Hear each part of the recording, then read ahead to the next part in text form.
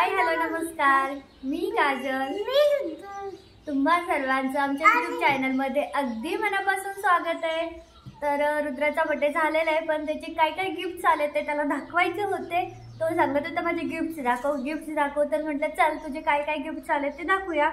तर ह्यावेळी आम्ही मोजक्याच लोकांना म्हणजे थोडेच बोलावले होते, कारण की त्याची कारण सुद्धा सांगितलेली आहेत आधीच. तर आता मी एक एक करून दाखवतो. तर त्याने एकही अनबॉक्सिंग करायचं ठेवलेलं नाहीये.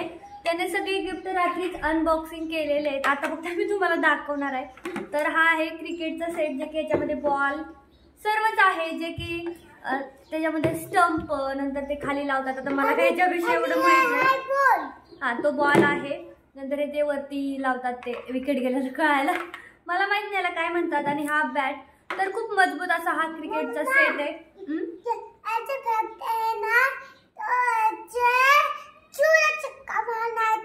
छक्का मारना, हा ठीक आहे चलेगा.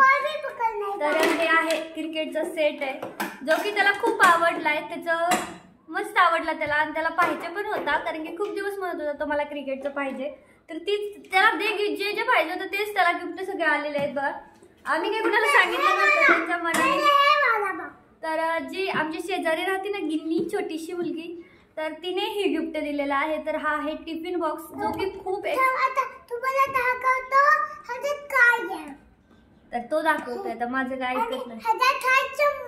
तर इथं वरती एक छोटस झाकण दिलंय, त्याच्यावरती इथं चम्मच आहेत, आणि चम्मच लॉक येतात काढता असे सहज पलटी केला तर डब्बा पडणार नाहीये. खूप छान टिफिन आहे. आता खूप ट्रेंडिंगला हा टिफिनचा बॉक्स चालू आहे, कारण की आम्ही सुद्धा स्वतः खूपदा बाहेर दुकानामध्ये घ्यायला गेलो होतो, पण घेतला नाही. आधी आतलं तर दाखवू दे. आणि आतमध्ये पण स्टीलचा टिफिन आहे बघा. छोटस भाजीसाठी पुन्हा छोटासा टिफिन आहे, आणि हा मोठा सुद्धा स्टीलचाच आहे. पण आम्ही त्याला आधीच घेणार होतो, पण त्याला खोलता नाही येत. आता त्याला खोलायची थोडी प्रॅक्टिस करावी लागेल. की तुमच्या सर्वांच्या सुद्धा खूप कमेंट चालू होत्या की स्टीलचा डब्बा वापर, स्टीलचा, पण त्याला हे बसवता येत नाही आणि खोलता येत नाही. त्यामुळे मग मी घेतला नव्हता. पण खूप महाग आहे हा डब्बा, कारण की आम्ही स्वतः चेक केलं होतं. तर त्यानंतर त्याला ही वॉटर बॉटल सुद्धा तिच्याकडनं झाली, आमच्या शेजारी जी राहते तिच्याकडनं झाली. खूप छान वॉटर बॉटल आहे बघा, खूपच मस्त अशी वॉटर बॉटल आहे. त्याच्याकडे ज्या होत्या ते एकदम मिडल क्लास लोकांच्या असतात तशा होत्या. असं पाणी प्यायचं. तर हे खूप छान मस्त अशी वॉटर बॉटल आणि टिफिन हे तिनेच गिफ्ट केलेलं आहे. आमच्या शेजारी राहते ती, खूप मस्त आहे. पण आणि याची गरज सुद्धा होती बरं का, कारण की लहान मुलांचं कसं टॉयस आपल्याकडे भरपूर असतात, पण ज्या गोष्टींची गरज आहे ना ते गिफ्ट आलं तर मस्त वाटतं, कारण की ते आपण आधीच घेणार असलो. तर आम्ही खूपदा बघितलं होतं ते घ्यायचं, पण घेतलं नव्हतं. मग कारण की त्याला आम्ही खोलायला लावतो तिथं दुकानात गेल्यावरती, आणि जर त्याला खोलत असेल तरच ती वस्तू आम्ही घेत असतो, असं असतं. त्यामुळे मग आम्ही ते घेतलं नव्हतं. तर ते क्रिकेटचं होतं ते त्याच्या माही दिदीने गिफ्ट केलंय. आणि हे जे आहे लुडो आणि सापशिडी आहे दोन्ही. तर याला लुडो खूप आवडतं, त्यामुळे ते त्याच्या काकीने गिफ्ट दिलेलं आहे, कारण की त्यांना माहित होतं रुद्राला लुडो खूप आवडतं. हा हिथं आतमध्ये ठेवायचं आहे ना ते. तर त्याला खूप लुडो पण आवडतं, त्याला चेस पण आवडतं. मग चेस अजून त्याला एवढं जमत नाही, म्हणून त्यांनी हे दिलं लुडो. तर खूप छान आहे हा पण, आणि त्याला आवडतं पण. त्याला त्यांच्याकडे गेलं सारखाच म्हणायचं मला लुडो गिफ्ट द्या, मला लुडो गिफ्ट द्या. त्यामुळे त्यांनी लुडो दिले.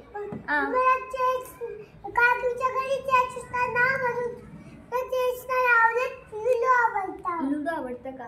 तर आणि सगळं बाकीच्या सर्वांनी मग पाकिट आणलं होतं, म्हणजे पैशाचं पाकिट. त्याचा गल्ला घेतला म्हणून बरं झालं खरं तर, नाहीतर ते पैसे असेच खर्च झाले असते. त्याचा की तो घेतला म्हणून ते पैसे आम्ही मिनी बँकमध्ये त्याच्या टाकून दिले. त्याच्यासाठी पुढच्या बर्थडेपर्यंत काहीतरी घेता येईल एवढे पैसे साठतील. त्यामुळे मग ते मिनी बँकमध्ये त्याचे ते पैसे, म्हणजे पाकिट आले होते. भरपूर जण पाकिटच घेऊन येतात सहजासहजी, कारण की गिफ्ट काही घ्यावं समजत नाही ना, त्यावेळी मग ते पाकिट आणतात.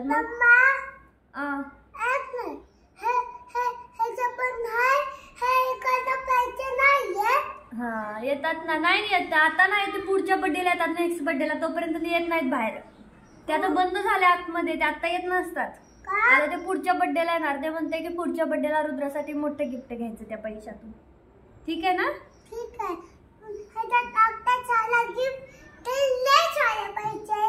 हा लय सारे पैसे. तर त्याला मोठं काहीतरी गिफ्ट घेता येईल. पैसे म्हणजे पाकिट वगैरे आणलेलं, तर खरं तर गिफ्ट आणलेलं मला वाटतं चांगलं आहे, कारण की त्या पैशाचा यूज गिफ्ट दिलं तर ते बरोबर खेळतं. पण ज्यावेळी आपण पाकिट कोणी गिफ्ट देतो ना त्यावेळी ना आपण ते पैसे असेच यूज करून ठेवतो. एवढे सगळे आले होते त्याला गिफ्ट.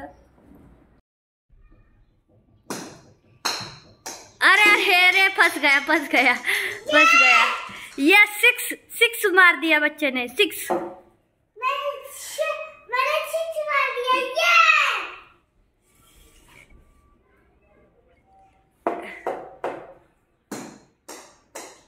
धड़ाम नहीं आ रहा. अरे पाउटी हो गया ये तो. अरे बाप रे, तो खुद से ही मार रहा है.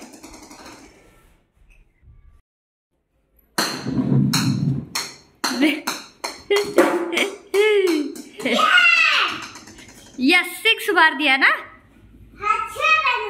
7 हो गया क्या? ठीक है. अभी आ गया. तर चला, बर्थडे झाला, सेलिब्रेशन झालं. किती दिवसापासून बड्डे चाललं होतं. तर आता कामाला लागूया, कारण की काम इतकं पेंडिंग आहे ना. या 2-3 दिवसामध्ये तर इतकं 9 ब्लाऊज, 2 ड्रेस, मोठे ड्रेस, पॅन्ट टॉप दोन्ही, आणि 2 फ्रॉक, 2 साड्या पिकोफॉलला, आणि 3-4 ड्रेस फिटिंगला, आणि काही कटिंग करायचे. तर मला सुचतच नाही, हे सगळंच्या सगळं मला 12 तारखेपर्यंत द्यायचं आहे. आणि त्यामुळे मला सुचतच नाही यार, सुरुवात कशी करू आणि एंड कसा करू काय सुचत नाही आहे.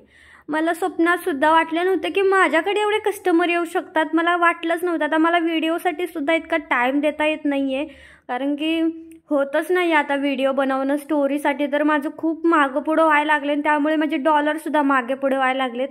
काही कळतच नाही की कसं 3-4 कसं मॅनेज करायचं. 3 चॅनल आहेत, विथ मशीनचं, रुद्रचं, घराचं, सगळं कसं मॅनेज करायचं काहीच कळत नाही. आणि तर ह्या दोघांचं ठीक असतं, पण माझं भांडी वगैरे तशीच धुवायची राहतात. मग ह्या आले की ओरडायला चालू करतात, भांडी तरी धुवायची.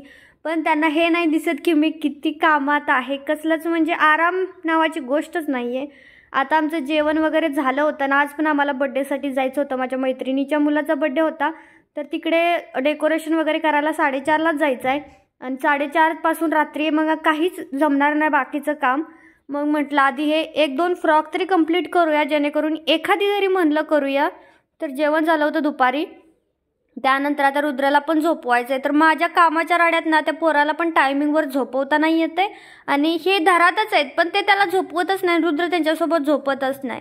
तो म्हणतो मला नाही आवडत पप्पासोबत झोपायला, कारण की ते त्यांच्या टोचत असतात केस अंगाचे. मुलांचं कसं असतं, हे दाढीची वगैरे केस असणार, टोचले ना म्हणतो नाही मला टोचतंय, काटे टोचतात म्हणतो, आणि तो झोपतच नाही पप्पासोबत. मग मलाच त्याला झोपवावं लागतं. आणि त्याला ना मला कोणी काय बोललेलं बिलकुल आवडत नाही. मी कुणाला पण काय बोलू द्या, मी शिव्या घातल्या ना कोणाला तरी कुणाचं काय नसतं, पण मला कोणी काय बोललं की त्याला बिलकुल आवडत नाही. तर आमचं असं आपल्या घरात मजाकमध्ये आमच्यात काय असं भांडणं होत नाही. पण त्या दिवशी असं मजाकमध्ये त्याचे पप्पा मला बोलले असतील, म्हणजे आमच्यात ना मी पण थोडंसं रुद्राने काय मस्ती वगैरे केली की मी असं आपण म्हणतोच ना नालायक आहेस का, असं कधी नालायकपणा करू नको असं म्हणतो ना, थोडंसं काय हे केलं की मग तसंच त्याच्या पप्पांनी मला म्हटले होते की नालायकपणा करू नको. म्हणजे असं मजाकमध्ये, आमच्यात काही असं वाद नव्हते की काय नव्हतं, असं मजाकमध्ये 3 जण बोलत होतो. गप्पा चालल्या होत्या आणि गप्पामध्येच चाललं होतं. तर त्याला माहीत नाही इतका राग कसा काय आला. स्कूलमध्ये गेला आणि त्याने टीचरला कंप्लेंट केली की माझे पप्पा माझ्या मम्माला नालायक बोलले आणि खूप परेशान केलं माझ्या मम्माला. तर त्यांना आम्हा दोघाला पण स्कूलमध्ये बोलवून घेतलं होतं आणि मग टीचरने आम्हाला कंप्लेंट केली. लाज वाटायला लागली. म्हणजे टीचर काही खवळत नव्हत्या, हसूनच सांगत होत्या की रुद्रा ऐसे कंप्लेंट कर रहा था, आप दोनों जरा ठीक से रहना. मग आम्ही सांगितलं टीचरला की आमच्यात हम ठीक से रहते, हम में कोई झगडा वागडा कुछ नाही होता. तर मी आधी पण तुम्हाला खूपदा सांगितलं असेल की आपण जसं राहतो ना तसे मुलांवरती संस्कार होतात. आणि आम्ही दोघं बिलकुल पण असा म्हणजे दुसरा बॅड वर्ड यूज करत नाही किंवा अजिबात असं काही भांडण करत नाही किंवा काय, त्याच्यासमोर तर बिलकुलच नसतं. थोडासा राग जरी आला ना आम्हाला तरी आम्ही तिथंच तो गिळतो आणि नंतर तो काढतो, पण तो आहे तोपर्यंत बिलकुलसुद्धा नाही. पण मजाकमध्येच आम्ही म्हटलं होतं. तर टीचरनं मला बोलवून घेतलं, आम्हाला कंप्लेंट केली. मला तर काय वाटलं नव्हतं कारण की माझ्याविषयी काही नव्हतं. तर त्याच्या पप्पाला इतकी लाज वाटले ना, म्हटलं मी नाही जाणार बाबा रुद्रला, नाही तूच जा. ते टीचरला आता मला बघावंसं नाही वाटत टीचरकडे. तर रुद्राने कंप्लेंट केली. इतकं म्हणजे तो इतका समजदार आहे ना, त्याला मला कोणी काय बोललेलं बिलकुल आवडत नाही. मी त्याच्या पप्पाला किती पण खवळू दे, तो काही नसतं. फक्त त्याच्या पप्पांनी मला काही जरी बोलले ना तरी तो लगेचच कंप्लेंट करत असतो स्कूलमध्ये. आणि आमची त्याने कंप्लेंट केली. खूप म्हणजे लाज वाटली यार, असं पोरांनी कंप्लेंट केल्यावरती कसं वाटतं ना, विचित्र. पण टीचर काही खवळत नव्हत्या, फक्त त्याचा किती रुद्र इतना ॲक्टिव्ह आहे, आप इतना ऐसा मत करो, मतलब ते इतका ॲक्टिव्ह आहे ना. टीचर सारखं सांगत असतात की रुद्र खूप ॲक्टिव्ह आहे. एखादी गोष्ट त्याला सांगितली की तो तिथंच तो ॲब्झॉर्व करून घेतो, असं मेंदूमध्ये त्याच्या पटकन बसतं, असं त्या टीचर पण सांगतात. तर त्याचे पप्पा खूप हसले तिथे, इतके हसत होते ना की माझ्याविषयी कंप्लेंट केली वगैरे. मग म्हटलं कशाला मला काय पण बोलायचं, अजिबात असं काय बोलायचं नाही. मग खूप हसायला लागले. आणि मग तसं आम्ही आधीच काय बोलत नाही बरं का असं घरामध्ये, म्हणजे शिवी गाळत असलं तर आमच्या घरात नसतंच, कधीच नसतं. मीच फक्त त्या दोघांना, मला राग आला ना मी त्या दोघांना असं म्हणत असते, नालायकपणा करू नका. त्यामुळे रुद्र त्यांनी पण माझं ऐकूनच ते शब्द मला उलट केला होता, पण ते रुद्रेला नाही आवडलं. तर खूप लाज वाटली तिथं, हसायला पण खूप आलं. तर बघा माझी एक फ्रॉक कंप्लीट होत आली. तर एक फ्रॉक कंप्लीट करायला कमीत कमी 1 तास लागतो बरं का, लागतोच 1 तास. पाऊण तास तर सहजच लागला होता मला. मी 1:45 पासून चालू केलं तर जवळपास 2:45 वाजले होते मला ही फ्रॉक कंप्लीट करेपर्यंत. बघा पूर्ण झालेली आहे आत्ता. फक्त खालून मला तो थोडीशी आपण म्हणतो ना झालर किंवा थोडंसं झिगझॅग सारखं ते लावायचं होतं. खालून एक कट करून मी दोरी घेतलेली ती लावायची होती. ही लावली की मग फ्रॉक कंप्लीट झालेलं आहे. पण हा कपडा एवढा काय मला चांगला वाटला नाही फ्रॉकचा, खूप फिसत होता, फिसकट होता. आणि ते फिसकटलं ना की काही कामाचं नसतं. तर आत्ता अजून मला समजतच नाही. 10-11 तारखेला रुद्राचं एक्झिबिशन आहे, त्याची प्रॅक्टिस सुरूच आहे. पण त्याचं सिंगिंग कॉम्पिटिशन आहे, त्याला गाणं पण शिकवायचं आहे. काय करावं मला तर काहीच कळत नाही, कसं ॲडजस्ट करावं. तर आजचा व्लॉग मी इथंच थांबवते. आवडला असेल तर लाईक करा, शेअर करा आणि चॅनलला सुद्धा आपल्या सबस्क्राईब करा. खूप सारं प्रेम द्या. Bye bye.